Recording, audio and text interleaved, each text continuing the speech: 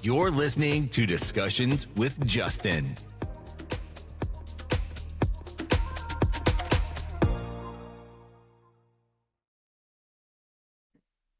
Yeah, remember I said I wasn't going to ask any trick questions? I got ya. Yeah. Yeah. So how's everything? I can't complain, honestly. Well, we know how the Life is, weather is down there, right? it's fucking cold. Yeah. Yeah. Yeah. It's very cold. Yeah. So did you work out today? Because I know you go to the gym. Yes, I did. Saturdays are one of those non-negotiable like training days for me because right now I'm training for the North American Open, which in the States is an Olympic weightlifting competition, and it's held in Columbus, Ohio at the Arnold, which Oh, nice. Arnold Schwarzenegger, like iconic Yeah, body. It's big known for thing. like bodybuilding, but Yeah. I don't do bodybuilding. Like those people are crazy. I tried it this last year. I tried doing it because I was Really? always a competitive power lifter before I blew my Right. back, yada, yada, yada. So I said, I'll try Yeah. bodybuilding anyway. Yeah, It's no, not for the faint of heart. no. And it's not that I couldn't do the exercise part of it. It's the diet that I think that's what happened to me because I kind of yeah. started going into kidney failure. So Oh my God. yeah, like I went big too quick, right? Uh-huh. So Yeah. So we're going to that. So like right now my training's a little more intense. And Saturdays, my coach has us doing like our heavy day. So not like a max out kind of day, but just heavier percentages, yeah, a little more repetitions. So there's a couple of us that are competing on my barbell club. So Saturdays definitely get a workout in first things. yeah, yeah. For me, when I weightlifted, it was Sundays was my max out day for bench press. Mondays Okay. was my dynamic squat days, speed and deadlift days. Wednesday was my dynamic bench day for speed, and then Friday was max for either deadlift or squats or another exercise. But I hated going the weekends. It's not that I did anything on the weekends. I just hated that because I looked forward to it's the weekend. I'm off. I got 2 days Yeah. off. Yeah, no. Right. Yeah. I actually like going on Saturday morning. It's just been such a part of my routine for so long. Even when I was like, we talked off the record about like my addiction and stuff. Like I was still like going and training the way I am now through my addiction, which is fucking crazy to think Really? about like how I managed to do that. I had no idea. But needless to say, my training goes a lot better now that I'm sober. No, absolutely. I get it. It's amazing how working out can make a person feel good. Like I used to love it. Like I used to love that rush, but then it's like I felt like I did something, and you know what I mean. Just that relaxed feeling I find I get after the workout. It was a good feeling. I miss it, but injuries, right? Yeah. Yeah, dude, I'm facing that right now myself. I mean, you're always, I feel like you're always an athlete, even if you're Oh, absolutely. retired or injured or what have you. But right now I'm You'll dealing never with get a break. You'll never get away from it. That's the thing. If you do, no, you'll always have that part of you, whether it's athlete competitive. You'll always have it in you to. Because there's times I find myself going back to who I used to be years ago. Like last year, for example, when I get back into it, my back was feeling great, and I thought I was 20 again. Or, you yeah, know what I mean? It's like I'm back to where I was, and yeah, no, that no, happened to me this morning actually. So I'm dealing with a hip issue right now that I just saw an orthopedic doctor yesterday for, and I had to do the MRI, the whole 9 yards. I might have a torn labrum. Now I've had a torn labrum before. I've had surgery on it. Been about 7.5 years, but now I think it's happened again because it feels exactly the same. So squatting's been a real challenge for me. But for whatever reason this morning, my hip felt really good. And I'm like, all right, we're going to send you it. took that and ran with it, yeah. So like we had to find like a heavy 2-rep front squat this morning. And I was like, I felt good. I ended up squatting like almost near my old 2-rep max. And I was like, I'm taking advantage of this while it feels good because Yeah. tomorrow it might feel terrible. Yeah, and that's the thing too. You like when you feel good, you go for it. Them days, I always found anyway. Some people beg to differ, but if I felt like I could move 500 pounds, I'm gonna move 500 pounds or whatever the weight Yeah. was. Because tomorrow, And, I don't know how I'm going to feel. and I think that a lot of people don't understand that. Like they'll Mhm. kind of look at like the way we're talking about this, like you guys are fucking crazy. Like Right? I know. no wonder you're injured. But it's just that mindset of being an athlete. Like there's like no off switch. It's kind of frustrating at times because like Absolutely. facing an injury, possibly another surgery, like I am right now. I'm like, do I have to consider giving up my competitive athletic career if this keeps happening? Like, Mhm. how long No. can I keep pushing it? Because I'm 36. Like, Mhm. I'm not 25 anymore. So it takes longer to warm up. It takes longer to cool down. It takes longer for me to do things. Like, how much longer can I keep pushing my body? And, it's funny you say that because that's what I was like last year when I got back into it. I'm 37 now, but Uh-huh. I got to warm up. Like, before I used to go, like for bench, for example, I'd go 1 plate, 2 plate, 3 plate, 4 plate, Yep. 5 plate. There was no in between, like, Yep. but now it's Uh-huh. like I found myself 1 plate, plate and a half, 2 plates, 2.5 plates, three, you know what I mean? Just get that extra little bit of, Uh-huh. it's like, wow. It's like, it hit me last year. I'm getting old. I know people say you're 37, you're young, but I did a lot of shit to my body too over the years. A lot of wear and tear. Yeah. I started when I was Ab- 15. yeah. Oh, wow. So Yeah. 20 plus years of, 27 when I blew my back out. oh But my that was God. 27 years of, I wasn't powerlifting, I was doing strongman competitions. There was no break in Oh, okay. between. Yeah. Like Yeah. there was no rest or just go, go, go. And then I think it was a freak accident what happened. I fell squat, I tripped backwards squatting, but I think too the years of wear and tear Uh-huh. just finally caught up to me. And like you said, it's that athlete part of you that, yes, I'm injured, but I don't care. I'm going to keep pushing. I'm going to keep pushing. I'm determined. Yeah. I want this more than anything. So I don't care. I'll deal with an injury, Right. right? I'm at least pushing through until this competition in Mhm. Columbus, Ohio, which is about a month from today. So after that, like I'll take a little bit of time off and just Yeah. kind of putz around at because I go to a CrossFit gym. So Mhm. I'll just take some CrossFit classes and have fun with it and take a little And just more have rest. fun with it until you get your recovery in, Ex- right? You don't have to give it yeah, up by any means. You can I'm still, hoping not. no, no, I don't, Mhm. I don't think you will. Like it's just to accommodate yourself, to get you through this competition, get you there. Okay, Uh-huh. that's good. I mean, from now until then, don't do anything crazy. I wouldn't anyway, kind of thing. And after that, Yeah, then I can just go have fun with it.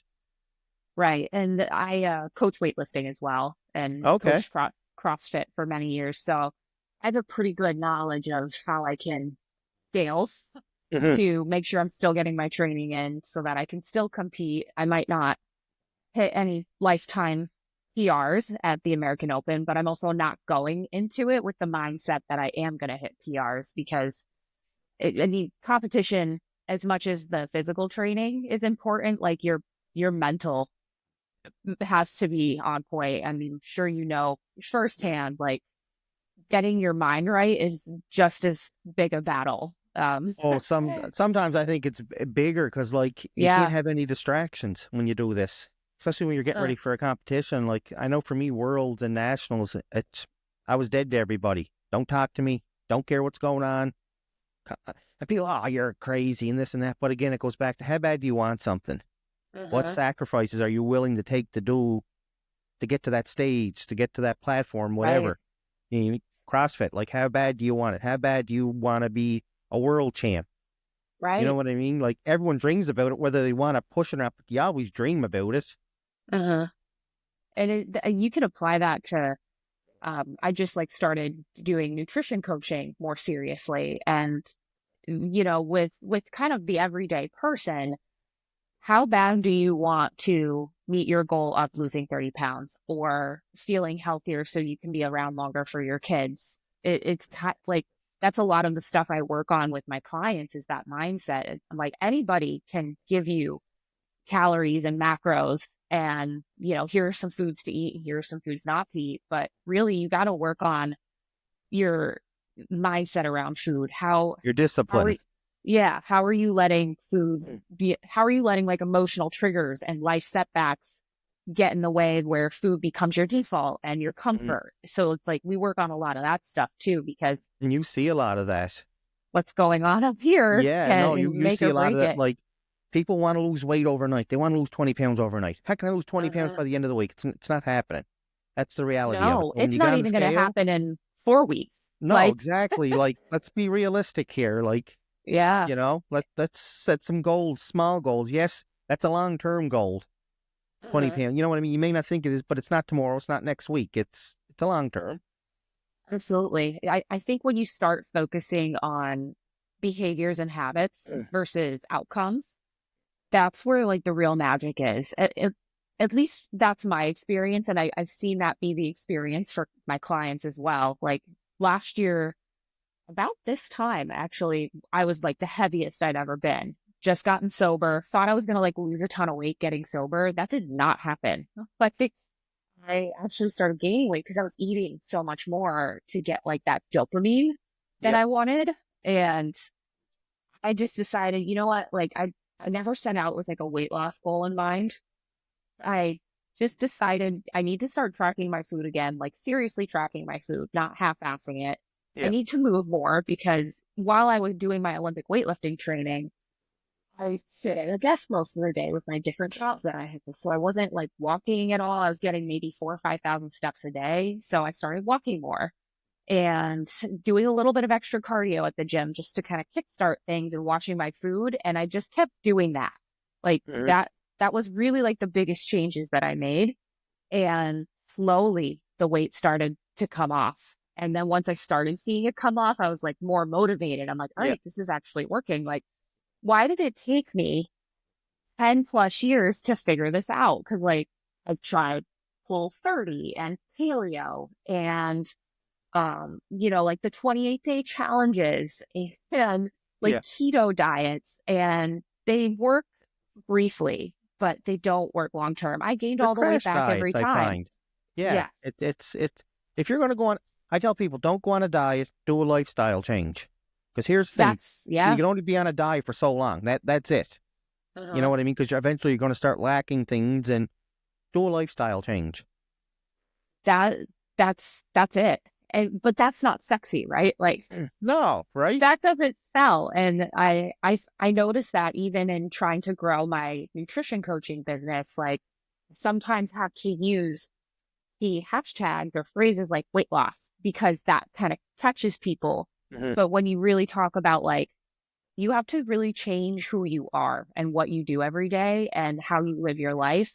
That's when people are like, ooh, wait a minute. I don't want to change. I just want to lose like 15 pounds Yeah, like like tonight. You know? you can't do that long term without making like everyday changes. Like this has to be a part of your life every day. At this point, like my life is completely different than it was a year and a half ago. Like I Mhm. don't drink anymore. I don't use drugs anymore. I eat pretty healthy. I track my food every single day, so I'm aware. Like going to the gym is a non-negotiable for me. Yeah. Getting steps in is a non-negotiable for me. Like drinking my water. Like I'm it's bad. it, I'm bad for that. Not drinking. Like I'm drinking it now, but uh-huh. I'm more of an energy drink kind of person. Like I could live off of them. And Oh, I love Red Bull. Sugar-free Red Bull has become like my new, I don't want to say addiction because oh, I'm I addicted like to it. them. I'll be the first person. I'm addicted to them. Like Oh, it's I could funny. drink 5 a day. I have drink 5 or 6 a day at one point. It's like my, rather than like alcohol or drugs, like that's become like my new little treat is Yeah. having a sugar-free Red Bull. And I don't have them every day anymore because I was starting to have sleep problems Yeah. when I Well, was but drinking them. And I'm they like, do the I'm supposed exact to. they do the exact opposite to me, and it's strange. Like I could drink a Red Bull right now and go to sleep. Really? Yeah, Yep. it was starting to affect me. So I just have them like 2 or 3 times a week now, and I'll just have one during the day. So I try to keep it under somewhat of a control because with addictive personalities, like Mhm. I don't want to, I'm very aware now that that addictive personality that I know I have can transfer to something else. Yeah. Um, Absolutely. I'm the same way. I know I have an addictive personality. Like I know uh, I can be boom, obsessed with something or just have to do it, got to do it. Like energy drinks, I know I'm addicted to them. There's no ifs, ands, or buts, and I'll be the first one to preach it. I'm addicted to them. I'm not going to lie to you. yeah. But, but we got a new one up here. It's called Ghost Energy. You guys probably have them down Uh, there. yes. I Yeah. have not tried them, but I see them in the stores all the time. Zero sugar in them. At Uh-huh. least the ones up here anyway. But like you can get like watermelon and Warheads. Remember Warheads, the sour candy? Yeah. I had that today, and it's like, oh my god, like these are so good. I think I'm gonna put the Red Bull aside for a while and drink these. But it's all in all, no, they're not good for you at all. Mhm. To me, I find when I do get a crash from them, like that's it. Like I'm dead to the world. Yeah. Like I don't want to work. I don't want to do nothing. I just want to go and whatever. But again, back to I can drink one and go to sleep right now too. Yeah, that's not the case for me. I'm over here with like my peppermint tea, like a real grandma. It's just, yeah. And like, I'll go to bed like shortly after this. Like, life is very different now.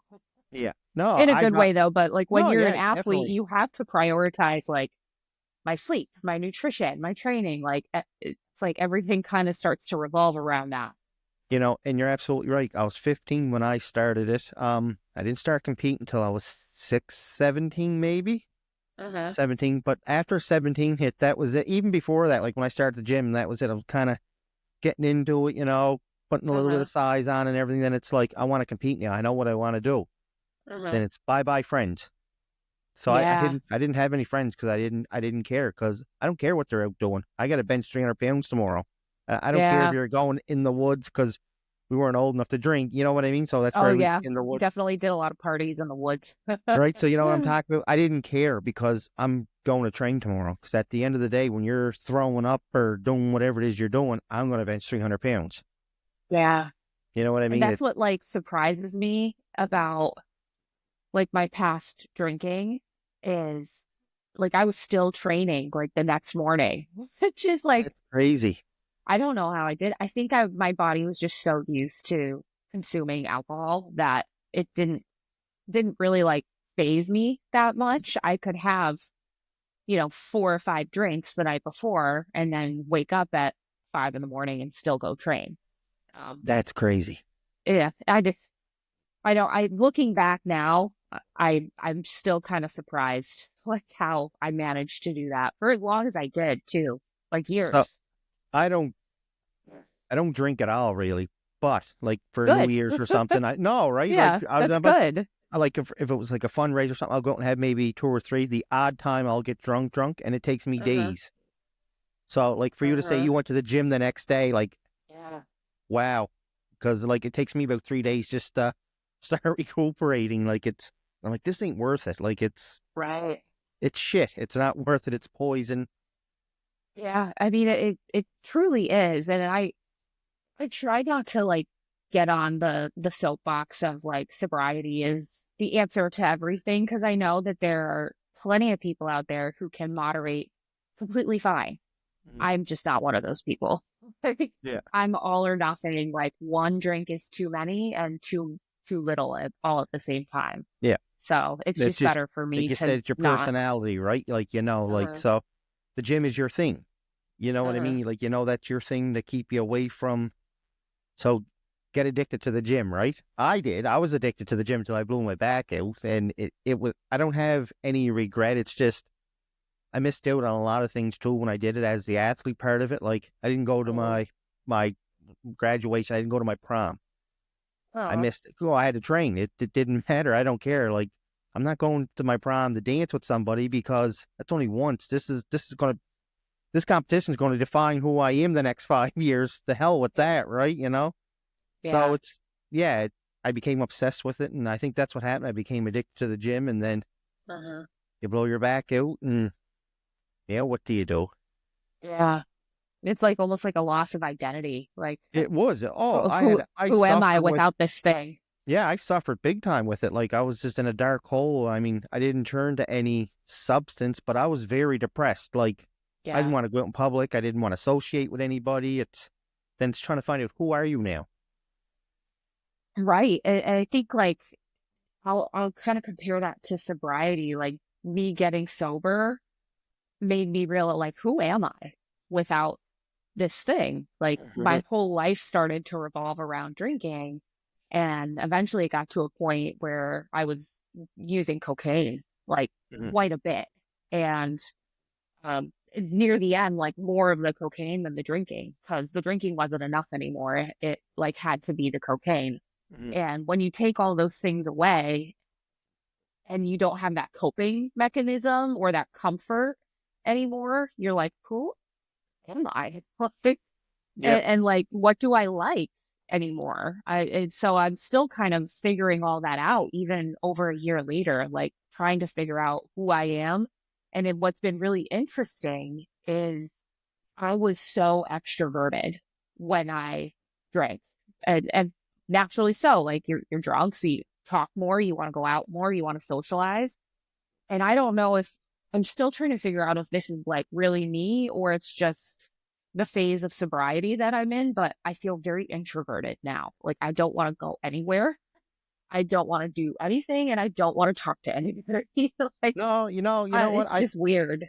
I mean, I'm not answering for you, but I think a Uh-huh. lot of people are like that now because the world is so fucked. That Nobody want, you that know what too. I, you know what I mean? Like, I don't want to socialize with anybody. Like, and it's not that I don't like anybody. It's just I don't want to Uh-huh. move. It's, you know, Yeah, yeah. it's like kind of sad that so many of us are feeling that way. Mhm. Whether it's sobriety or just the culture that we have now. Like, I yeah, guess that's the I word I'm looking for. The culture that we have now. It's not yeah, like it was years ago. Like nobody cares anymore. Like it's just, you know yeah. what I Like mean? we're Like it. more disconnected than ever, but like also more connected Yeah, I was just than gonna pick ever. mine up, right? Yeah, I know. Like, Like it's, but it's the catch-22. Like I hate social media, but without social media, I wouldn't be doing my podcasts. I wouldn't be able to listen to people's yeah, stories and everything. So it's like, what do you do here? But then again, you yeah, have a neighbor down the road who is suffering with something. It's like, oh yeah, you know what I mean? That's not that you don't care, but oh, okay, yeah. I mean, they're a big this person. But so and so on social. the internet did this. Like, oh my god, it. uh It's always like so I feel the same way. Like I'm not very present on social media, posting a ton because of my business and I'm trying to grow it. But there are days where I'm like, I could just delete all my accounts and I would probably be a lot happier. Mhm. It gets like exhausting having to like keep up. Like, all right, I posted on TikTok, but I haven't posted on Instagram and Facebook yet. So I got to come up with something for that. And you got to post 2 or 3 times a day to keep people interested in what you're doing. So I have to constantly be thinking about what can I talk about? What do people want to hear about? And I'll put so much thought into what I post and videos I make, and then it'll get like 2 likes. Yeah. What am I doing? Like banging my head against a wall, but I just It's crazy keep because going. yes, and I'm the same way. Like my Instagram and my TikTok, they're struggling. You Yeah, know, but my Spotify, I checked it this morning. I have over 1,171 followers on it now. that's awesome. My YouTube is like 264, but I only started like a week ago, I think it was. But Only a week ago, and that's really good. it can be better. It can be better, but it I goes back mean, to the I barely have any followers in the grand scheme, so I'm like 264 sounds great. hashtags are the keys. I do use hashtags on 99% of my posts, and I try to keep them different every time. Mhm. Um, but yeah, it's like on TikTok specifically, that tends to be where I do the best. I hate TikTok. Love it. Because I feel like I can just be like straight shooter there, whereas on Instagram and Facebook, I'm a little more mindful of what I post. It's not that I hate TikTok. I hate how the algorithm works. Yeah, It's just, it's yeah. so hard to get followers. You have people viewing your profile, but they won't click the follow button or, you know what I mean? Uh-huh. They need to make What it set up. What's interesting about TikTok that I found was, so I had one video do pretty well. Like it got, right now, I think it has like 150,000 something views and like over 10,000 likes, which for me, that's good. That's really good. Mhm. That's good for Um, anybody. It's the big but number. it was like a 30-second rant that I thought nothing about. I was like, I'm just going to film myself because this thing is pissing me off right now. And Yep. it took off. Meanwhile, the video that I spend like 10 minutes, like filming and like editing and like really putting a lot of thought into like a day in my life kind of video, that gets like 10 likes and like 60 people view it. And I'm like, why isn't the algorithm showing people like this stuff? But no, they showed them me mouthing off about mocktails. And now Maybe every that's what top, they want. They want yeah, negative something to push out there, maybe. I'm going to try that. I'm going to try to make a negative video about something just to see, just to lure them all in. yeah, I found like catchy audio, like whatever trending audio there is like trending on TikTok tends to do well. Like a week and a half ago, I just took a picture of myself, but put like a gym hot take on it in text and a trending audio, and it got almost 10,000 views. Like very simple, took me like 30 seconds to put this together, but I picked a trending audio and it picked it up. So Okay. I'm sure there's a method to the madness, but I don't understand it. Yeah, I haven't cracked the TikTok algorithm yet. I'm sure I will, but it's so easy to use. Like it's just you use Uh-huh. your phone 30 seconds, boom, you're done, right? Uh-huh. But I don't know. It's just one of those things where I don't know. TikTok never really interested me. I like watching TikTok. Don't get me wrong. Like Uh-huh. some of the stuff is funny, and some of the stuff is just absolutely bullshit, and they need to remove their account because it's fake, and Uh-huh. But I'll figure it out eventually. Like I'm trying to get 1,000 followers now, just so I can start doing live, like streaming podcasts from here to TikTok, right? You have to have 1,000 to do that? Yeah, Okay. yeah. I Yeah, gotta have I have like 800 something right now. So I'm also trying to get to 1,000, but just because I want to get to 1,000. It's like, Well, I'm not uh, following you on TikTok, so I will definitely do that when we're done here. yeah, Yeah. yeah. It's the same as my Instagram at the sober weightlifter. Okay. So So let's hear your story. Let's dive into that. yeah, yeah, like about sobriety specifically, or just Your whole in life general. story. That's why we're here. Yeah. So I'm 36 and I live in upstate New York, and upstate New like I live it's more like South Canada. Like Okay. the Canadian border is like 2.5 hours from me. So in the state specifically, like in the Northeast, when you say upstate New York, like some people think that's like just outside New York City. It's not. I'm a good 3.5 hours north of New York City. So it's cold, but it's beautiful up here, and you get four seasons. And I don't know if you've heard of the Adirondack Mountains, No. but the Adirondack Mountains are pretty much in my backyard, and they're beautiful. Uh, I was born and raised in California, Southern Okay. California, and moved to upstate New York when I was 11.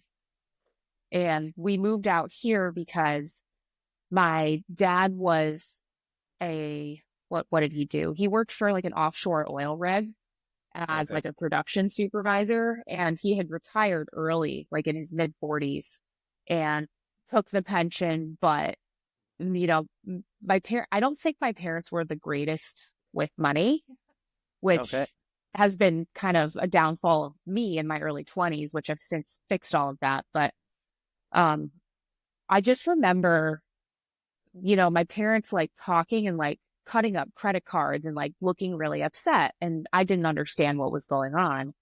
And long story short, like they kind of lost everything because my mom was a stay-at-home mom. So really the only income was my father. So they were like, we have to move. Like, we're going to lose the house. Like, we're going to lose everything. And I didn't really understand it at the time because I was so young, but we pretty much sold everything. Didn't really like have anywhere to go, and we're about to be like homeless. So we packed everything up into one car with my brother. I have a younger brother who's 35. Yeah, he's 35. And we drove out to upstate New York over the course of a week because my mom has some family up here, and we stayed with them until we got on our feet a couple weeks later. And I've been in New York ever since. And Okay. it's what's interesting about that shift is when I tell people this fact, like I have yet to meet a person who's not like shocked by this. So I went to a school that was a K through 12 school. So it wasn't like an elementary, a middle, and a high school separately. It was all together. And it was Oh very wow. small. And I graduated with 12 kids from my high school, like total. Like one of the smallest classes you probably ever heard of. Um, And it was really unique because with this very small community like that, there's ups and downs. So like everybody knows everybody's business. But Yeah. on the positive side, there's not really any like clicks or popularity because there's so few of you that it's kind of hard to create that environment. You're So basically kind of like a family in a sense pretty too, right? much. Like, yes, everyone Yeah. knows your business, but everyone's kind of got your back too, right? Yeah. And you get a lot more opportunity in a small setting like that because there's still like plenty of teachers. So you get paid attention to and you get cared for. So I was able to get a decent amount of scholarships because I've always been pretty good academically, and you know, I would say overall like I'm a pretty intelligent person, so Hmm. it helped me. So I went away to school. The I went away to in the state university system in New York. It's called SUNY, and I went to SUNY Oswego, which is right on one of the Great Lakes. And I went there for a year and I partied way too hard. And it's like, I should have known when I was 18. Now I'm 36 and sober, but like, I should have known back then, like, I was going to eventually have a problem with alcohol and drugs You were because young too, right? yeah, I partied my ass off. And my grades flipped quite a bit, which was such a stark contrast because I graduated second in my class out of 12. So like, it wasn't that hard, but still like, Yeah. I did well. And to see my grades like suffer that much because I cared more about drinking and doing drugs. I decided to leave that school after 1 year and came back home and went to like a local community college and got my 2 year degree. And I took a semester off because I wasn't really sure like what I wanted to do. And I was waiting tables at the time. And I decided I wanted to get my 4 year degree. And the community college was opening up like a new building for 4 year degrees. So I was like, I'm going to go do that because it's like right here. So it's perfect. So I was one of the first classes to go through that program through SUNY Plattsburgh. So I got a business management degree. And then I was like, all right, now what do I do? Like, I feel like, you know, at 18, 19, 20, like you're just not equipped to like make these drastic life decisions. Like looking Mhm. back, I wish I took a year off and traveled or decided to just do the community college thing from the get-go versus like running away from home the first chance I got. Yeah. Well, a lot Um, of people do that though. Like, as soon as they're off, they want to get to college, get away from their home. They're never coming back, and then a mhm. lot of them end up back home Yeah. and actually further on the bottom of the ladder than what they were before they went away, right? And it's, I Uh, think you're right. I think people really need to, who am I? What am I doing? yeah. I should take a year off just to figure out what I am, who I am, and what I want to do. Yeah. And you know, hindsight's 2020, so it is Yeah. what it is. But that summer that I finished my 4 year degree, I was like, you know what? I kind of want to keep going to school. And I felt more and more pulled towards like healthcare. Mhm. But at that point, like I had already had 4 years of business school. So I was like, do I want to do nursing? Do I want to, like, I just wanted to get into healthcare. So I found an online program to get my master's degree in healthcare administration. So I decided to do that so I could learn somewhat of the healthcare field without like getting into like the more clinical nursing side of things. Yep. And I finished that like within 2 years, mostly at night. I did that while I worked my first like full-time job in healthcare, making like $12 an hour, doing like medical billing, like bottom of the barrel. Even did like an internship for free just so I could like learn wherever I could and get experience because no one wanted to hire me without any experience in healthcare because all I had done was bartending and waiting tables. So I finished my master's degree and then I eventually started like kind of working my way up the quote unquote corporate ladder, if you will. Yep. I had a job doing like some pharmaceutical work. Then I got into pharmaceutical sales. And I had always wanted to do pharmaceutical sales because I heard they made so much money. And I was like, that Oh, sounds I'm all really for cool. that. Yeah. Like selling drugs, making lots of money. Like I can do that. So I got my first pharmaceutical sales job in 2016. And within 9 months, I quit because when I tell you, and now like I'm very much anti like big pharma. I don't trust like pharmaceutical companies. I have a healthy like skepticism of like that kind of side of things. And Yep. I saw that firsthand working for a big pharma company. And the things that they wanted me to say, the scripts that they gave me, the tactics they wanted me to use, I just felt like I had sold my soul to the devil. Oh, And wow. I didn't feel comfortable with it. And like, this is not what I signed up for. Like, I had this like grandiose idea in my head of like what pharmaceutical sales reps were doing. And, you Mhm. know, the landscape had changed quite a bit. There were actually like laws against, you know, a lot of like the grand dinners and lunches that, you know, in the 90s, you would see people taking doctors out for like these expensive, fancy dinners. Yep. And that doesn't happen as much anymore in that industry. So I walked away. I ended up getting a job at a nonprofit locally where I am. And I've actually pretty much been there since on. So I work for a nonprofit healthcare institute, and I started there in 2016, working on a project that was involved in telehealth or virtual care, like seeing your doctor, kind of like if you were my doctor, like this kind of visit. And Mhm. this was like way before COVID when telehealth became pretty much the only way you could see your doctor for a while. So I was involved in that in 2016, and I started to really grow the telehealth, like what telehealth meant in upstate New York. Like I was becoming well known for it because I was out there like talking about it, getting people on board, like kind of signing up hospitals and health centers, like teaching them how to do telehealth pretty much because no one was really doing it yet. And I was working on a grant that came from the state of New York to do this work. And I really loved it. Worked my way up to project manager. And I did that for a while. And then COVID happened and telehealth became like an overnight need for pretty much every healthcare system around the world. Like Mhm. Yeah. nobody was leaving their Mm. houses, and they especially were not leaving their houses to go see a doctor or No, go to a absolutely not. hospital. Yeah. So I became like busier than ever and like more needed than ever. And it really like started to set me apart. And I started getting interest from different places around the state saying like, do you do any outside project work? So like consulting.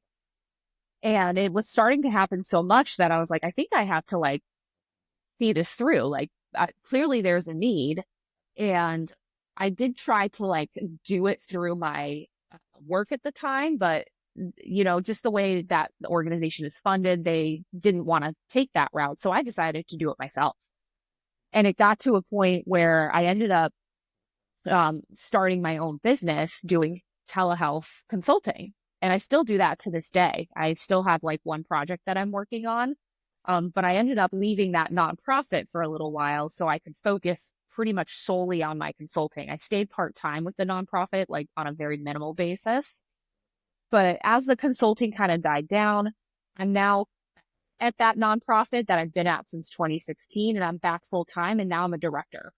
So I've kind of like just worked my way up over the last 8 years to a director level position, and I oversee our communications. I oversee a federal grant right now that's focusing on like care coordination for people with chronic heart disease. And I'm doing some work with insurance companies with that Okay. organization as well. So it's a lot of different hats that I'm wearing and very busy. Oh, yeah. Um, And that's what I was going to ask you. Like, you are very busy. So how does the balancing act work? Like, you it work in the doesn't. health. Okay. If you ask my husband, he would say I have no balance right now. Okay. So that's something I'm trying to figure out. Um, with starting a nutrition coaching business recently, I started in November. And I'm really trying to grow that because I would eventually like to make that my full-time job. Like Job. Yep. just be like my entrepreneur, like work for myself only. It's gonna take some time to grow a client base and grow a following. And that's why like right now I'm in like the thick of it, like the working 12 to 14 hours a day every single day. So like Mhm. I'll do my full-time job kind of during the day and if I take a lunch break, like I'll switch over to this computer and like do a little bit of work and then go back to my full-time job. And then when my full-time job's done, I switch back to working on my coaching, working on my content. I'm working with a business coach right now But too, you're who's really actually, helping me. yeah, but you're actually getting into a profession where you shouldn't have any problem. You know what I mean? It's weight loss. Everybody in the world wants, you know what? No, I definitely, you shouldn't have any problem, because everywhere you look, everyone, weight loss, Yeah. how to lose weight, how to do this. It's, to me, I look at it as how you're going to present yourself. What's going to make you different than the 100,000 other people out here that are weight loss. And a lot of them aren't even Yeah. coaches. A lot of them just read a book and it's like, I can teach you how. And it doesn't work like that. Right. And that is a valid point. It's such a saturated market. So differentiating myself is what I'm working on right now. And I think the sober angle plays into it too. Like my own life transformation is a good example of how I can help others. But I've also been, you know, taking the alcoholism and drug use kind of out of the picture. I've been in the fitness space a really long time. And I have been a coach for many, many years in that space. And I've got multiple certifications with nutrition and a lot of just like life experience in So the you're health already and coming into fitness. this educated. Now it's the Absolutely. swing the pitch to people. Come to me. Yes. Yeah. And that's where I'm at right now, is like selling myself to people, like trying to show the world that, you know, I'm worth working with, because I genuinely do care about like people in general, but especially my clients. Like I'm so invested in their success, and like it truly brings me like so much joy when I see them winning. Like this morning, one of my clients texted me earlier this morning and said that she's lost about 4.5 pounds over the last 2 weeks. And she's eating more food than ever. And she's like so grateful that she decided to work with me. And I was like near tears, because like that makes all these long days worth it when I see somebody putting in the work. 'Cause don't get me wrong, like I can give you all the tools in the world and check in on you every day and like really be your partner in this. But if you don't do the work, I can't force you to do the work. Like I No, can absolutely. motivate you all I want, but like you have to want to do it for yourself. I'm a So when personal trainer as well, and I don't use it so you anymore. know, I have my own studio set up, and that was like, I always tell people, I can lead you to it's like a horse. You can lead a horse to a water, but you can't make them say drink that it. all the I can time. get you there, but it's up to you what you do Uh-huh. with it when you get there. Absolutely. I say that quote like once a day. Mhm. Like, I can lead a horse to water, but I cannot make it drink. So, Right? So, um, you're only lying to yourself when you leave here and you say you didn't have a Big Mac at McDonald's, and I seen your car there. It's not yeah, me, it's you. It's on you. I'm doing my job.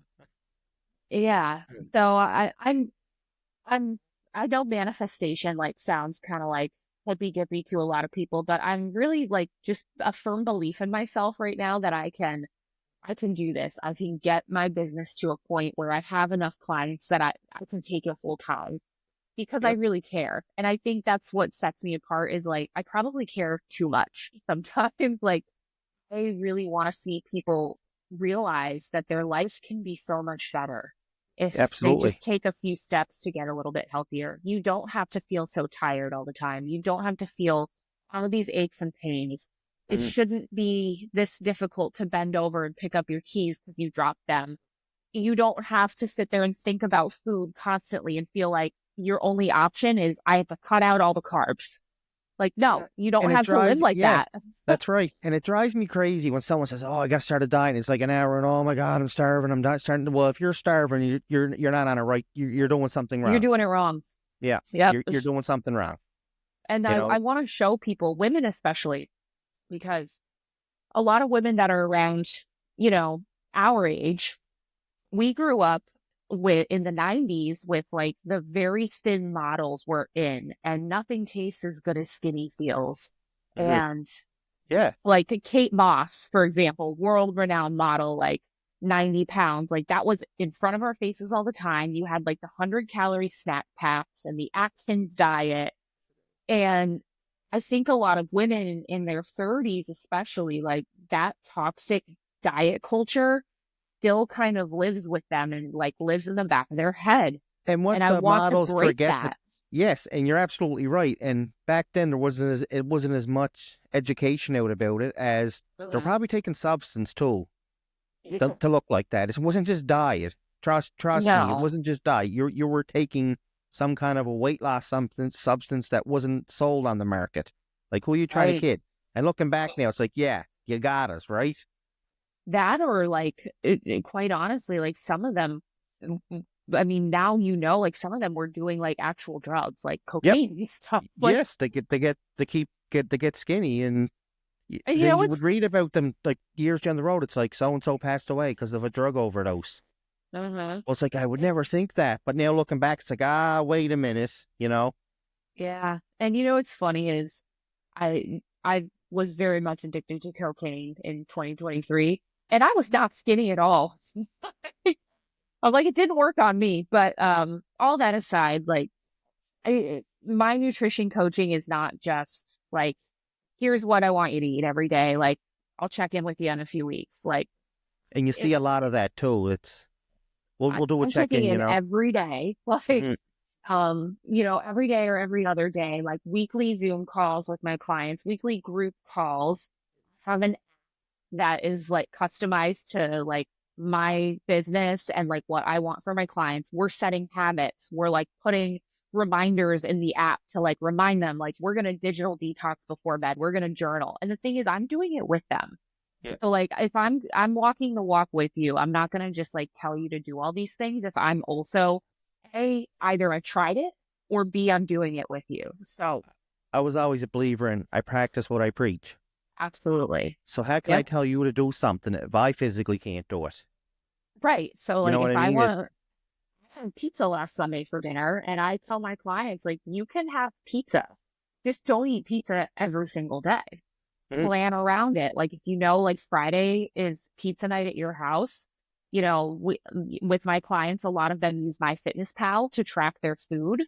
Yeah. And I'm like, put 2 slices of pizza in for dinner and then plan the rest of your day around that. And that is, to me, that's like a very sustainable, flexible way to go through your life. Like, because you can still lose weight and eat pizza, and like people think you're Absolutely. crazy when you say that, but it is absolutely possible. But it goes back to what you said. Everyone's in that poison mindset of growing up that gotta look like the Mhm. models.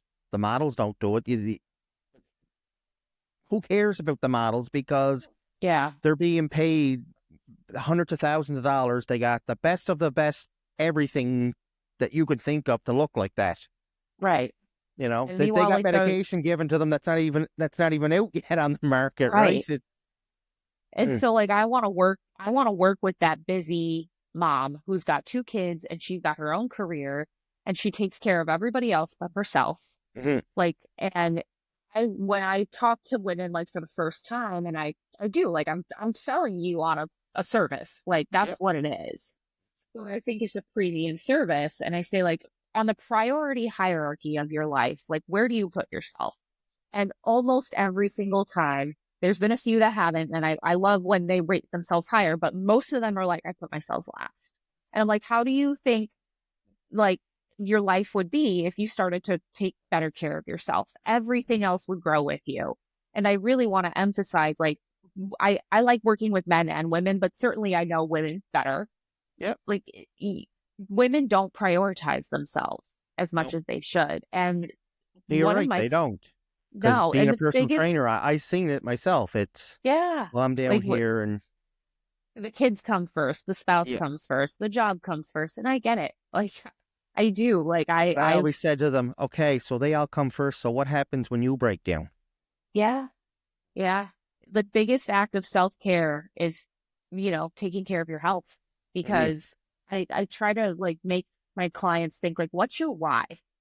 Why are you doing this? Like, and also you only get one body and Yep. one life. So why would you continue year after year being unhappy with the person that you look at in the mirror, feeling like your clothes never fit Because and you I think don't, they get comfortable in the situation where it's okay, I got everything now that I need in life, and now I'm letting myself go because I got what I want. And then it's like a switch comes back on, I find, and it's like, wait now, I was this person, and now look at me, like I'm overweight, I'm unhappy, I can't bend over to pick my keys up, tie my shoes without my pressure spiking up or whatever, right? And Yeah.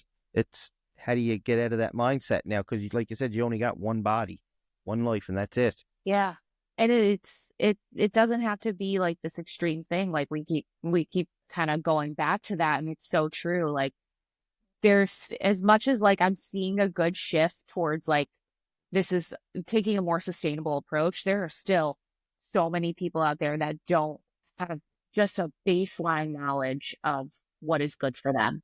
Mhm. Like I've had conversations with people many times. Like this is not just one time, many times where people have said like, oh, like I added peanut butter to this to get protein. And I'm like, peanut butter is not a source of protein. It is a source of fat.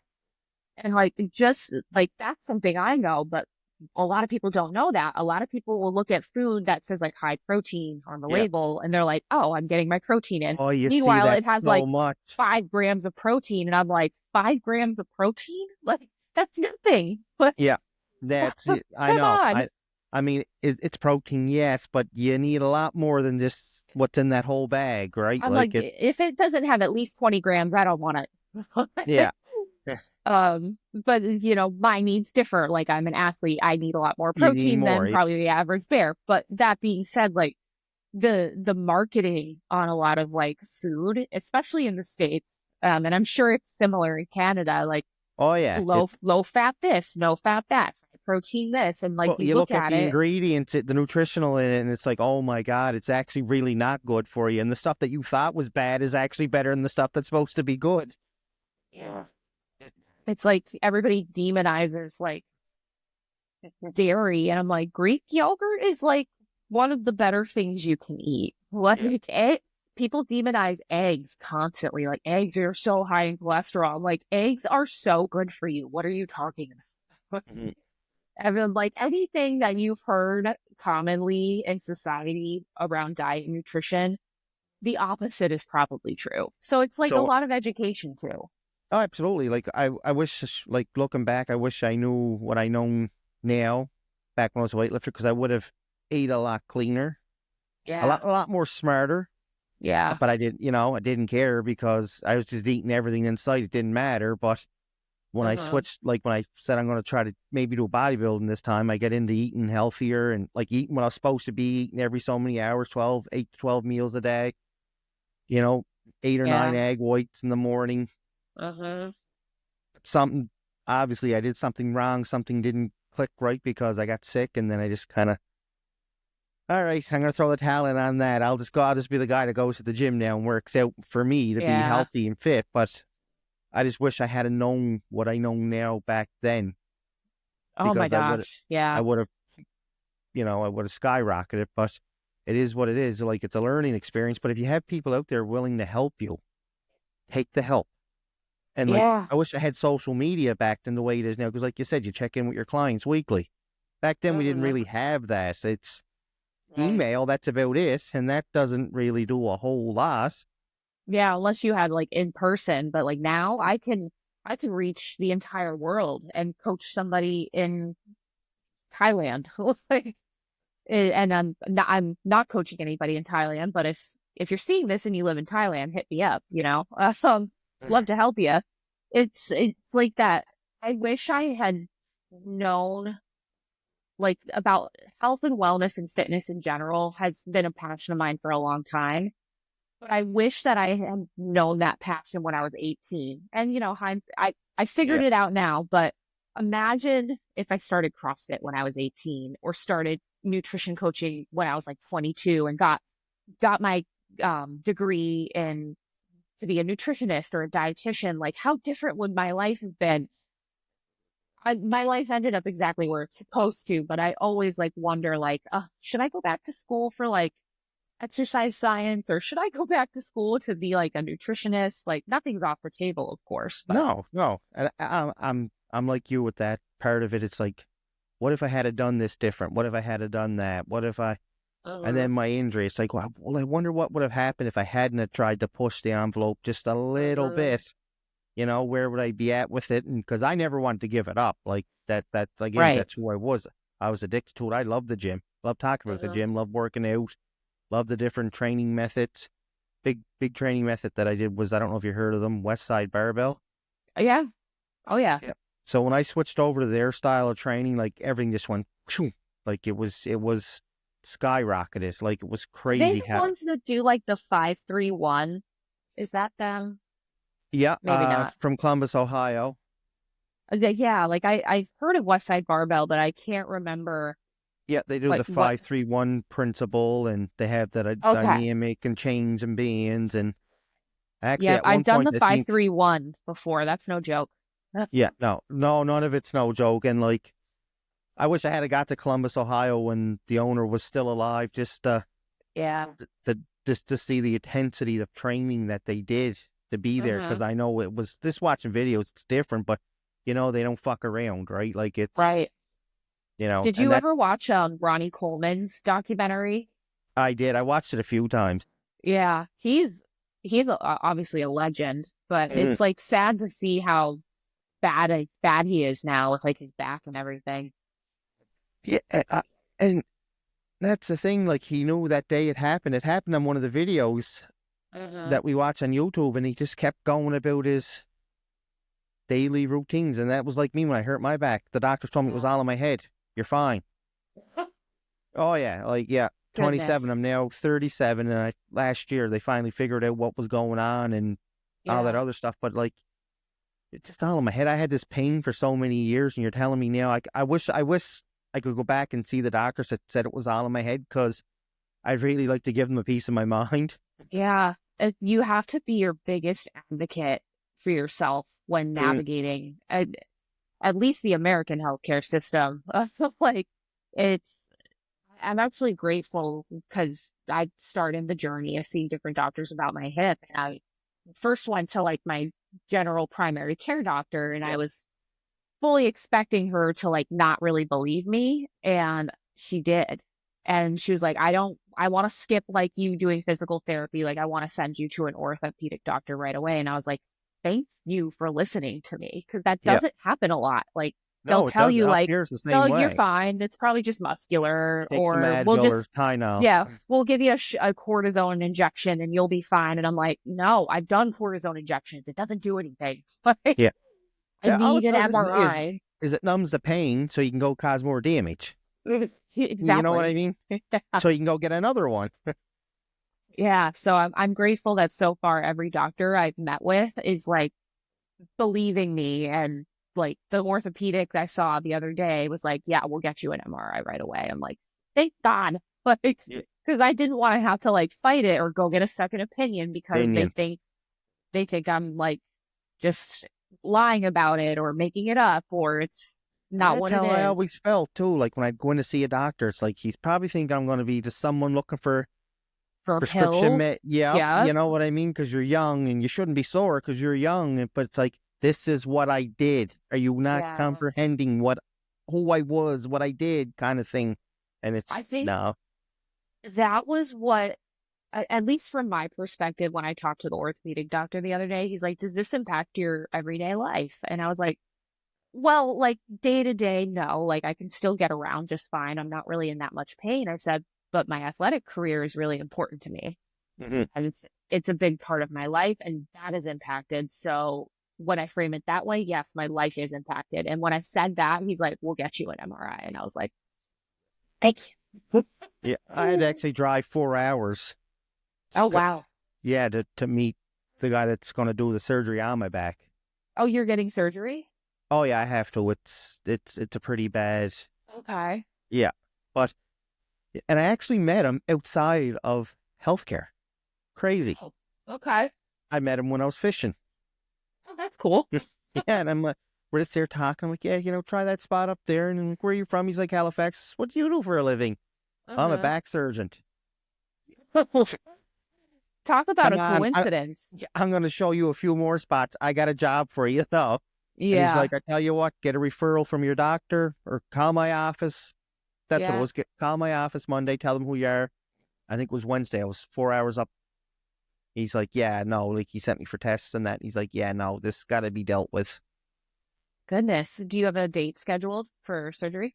Not yet. I'm just waiting to hear back now. So I Okay. probably I'm not anytime soon. I'd probably say sometime after the summer, maybe Uh-huh. fall, winter of next year. But yeah, so Goodness. Well, fingers crossed that it goes well for you. I mean, back surgery is scary. you know what? I look at it, anything scary. Any kind of surgery nowadays is scary because you go in Yeah. and get a toenail off, you end up with gangrene in your toe because of the hospital being dirty and pick an infection Yeah. up. It is what it is at this point, right? Mhm. I don't let it affect me anymore day to day. I do my thing now, and it's if I put my back out, I put my back out. There's always tomorrow, right? Yeah. Yeah. Well, at least you're closer to hopefully getting I'm like just glad fully. that it finally comes out that it's not in my head, and Yeah. yeah, Yeah. it's such a piss off. It is. Seriously. Like, yeah. Injury is no joke. No, well, Suck. you're going through it, right? Uh-huh. Yeah, So it just comes with the territory. So where can people reach out to you? Uh-huh. Drop all your social media links here now so they can get in contact if they're looking to hire you for a service or training. Yeah. So my social media on Instagram and TikTok, it's the same as at the sober weightlifter. I'm actually really surprised that I snagged that username because I just started that account like 6 months ago and I did not think that would be available, but I'm at the sober weightlifter. So I post a lot of, different sobriety and nutrition and food and fitness related content on there. I'm on Facebook, Katy, Katy, Margison, Margison. And my website for my nutrition coaching is my business is Athena Nutrition. Um, and it's athena-nutrition.com. And it's spelled Athena -nutrition. All right, perfect. We'll have to keep in contact. Let me know how you do with the Arnold.